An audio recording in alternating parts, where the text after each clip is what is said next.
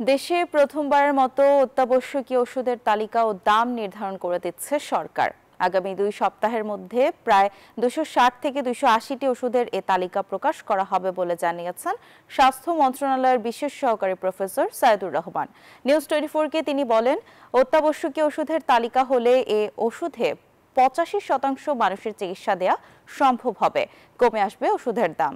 Shahnaz ইয়াসমিনের report.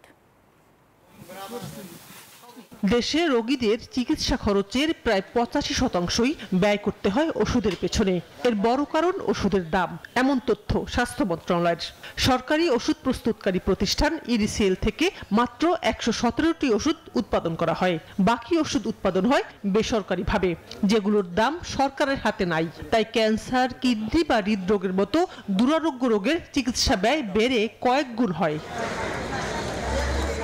অন্তর্বর্তী সরকার এবার দেশের সাধারণ রোগীদের জন্য সুখবর দিতে চায়। প্রথমবারের মতো অত্যাবশ্যকীয় ওষুধের তালিকা এবং দাম নির্ধারণ করার উদ্যোগ স্বাস্থ্য মন্ত্রণালয়ের। বান্ডেল থাকলে প্রতি সেনমানিতে টাকা বাঁচবে। বিকাশ সেনমানি বান্ডেল কিনে জিতুন প্রতি লেনদেনে। মন্ত্রণালয়ের বিশেষ সহকারী নিউজ 24-কে বলেন, এর ফলে বাজারে অপ্রয়োজনীয় ওষুধের ব্যবহার ও প্রয়োজনীয় অত্যাবশ্যকীয় ওষুধের দাম কমে আসবে। যখন আমি কিনবো কোটি হিসাবে, তখন ওষুধের দাম এমনি অর্ধেক হয়ে যাবে।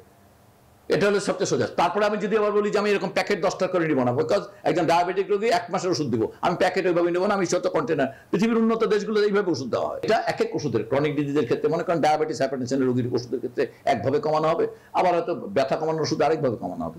তালিকা প্রণয়নের কাজ চূড়ান্ত পর্যায়ে, কাজ করছে উচ্চ পর্যায়ের টাস্ক ফোর্স। টাস্ক ফোর্স সুপারিশ করতে পারে যে সরকার এইভাবে দিবে, সরকার নিজের কোম্পানি দিয়ে দিবে, সরকার বাজার থেকে কিনে দিবে, সরকার তার নেটওয়ার্ক দিয়ে দিবে, সরকার এটা ওষুধের মূল্য নির্ধারণ করে দিবে। অজস্র অপশন থাকবে, তার মধ্যে থেকে আমরা দেখবো। এটা তো আর 5-7 দিন পরে আমরা পেয়ে। বিশ্ব স্বাস্থ্য সংস্থা হুয়ের সুপারিশ অনুযায়ী তালিকার কাজ হচ্ছে জানিয়ে অধ্যাপক সাইদুর রহমান বলেন, এই ওষুধে 85% লোকের বা 85% রোগের চিকিৎসা দেওয়া সম্ভব হবে। অত্যাবশ্যক ওষুধ হচ্ছে 85% মানুষের রোগ সারানোর জন্য যে ওষুধগুলো অ্যাভেলেবল করলে সহজেই রোগগুলো অ্যাড্রেস করা যাবে এবং যেই খরচটা ওই দেশের সরকার অথবা ওই দেশের সাধারণ মানুষের জন্য সহনীয় হবে। মূলত মানুষ ওষুধ পাওয়া, মানুষের ওষুধের প্রাপ্যতা নিশ্চিত করার চেষ্টা করব। এটা যে সকল ব্যারিয়ার আছে সেগুলোকে ডিল করব।